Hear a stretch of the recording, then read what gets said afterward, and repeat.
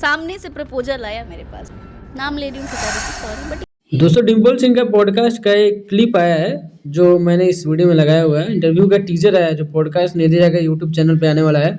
उसका एपिसोड 2 आ रहा है, उसका टीजर उन्होंने डाला। उसमें डिम्पल सिंह की कुछ बातें ऐसी ऐसी निकली हैं जो देख के मतलब दिमाग में बहुत ज़्यादा कंफ्यूजन क्रिएट करती है कि उन्होंने पवन सिंह को टारगेट किया है, फिर खेसारी लाल को टारगेट किया है, या फिर दोनों को टारगेट करके सेफ खेलना चाह रही है। एक जगह आप लोगों ने सुना होगा, जैसा कि क्लिप में मैंने लगाया भी, उन्होंने बोला कि मेरे पास प्रपोजल पहले है, मैं किसी के पास नहीं गई, सॉरी माफ़ कीजिएगा खेसारी जी।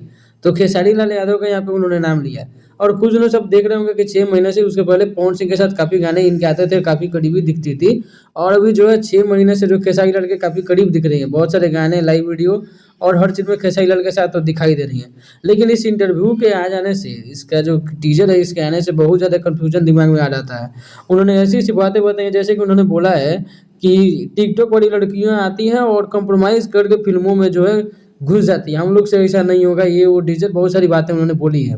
और किसी स्टार को, उन्होंने बड़े स्टार को विलेन का भी रूप दे दिया है कि मैं जिससे प्यार करती थी उस बार बड़े विलेन की एंट्री हुई, ऐसा वैसा स्टेज पे मुझको नीचे दिखाया जाता था। बहुत सारी बातें उन्होंने बोली है जो काफ़ी ज़्यादा विवादित हो सकती है। देखो डिम्पल सिंह को पहले ही समझ में आ चुका है कि मैंने इस इंटरव्यू में जो बातें कही है उसके लिए मुझे गालियाँ पड़ने वाली है। उन्होंने बोला भी है एक जगह कि इनके चमचे जो है चमचे बिल से मुझे गालियाँ दी हैं।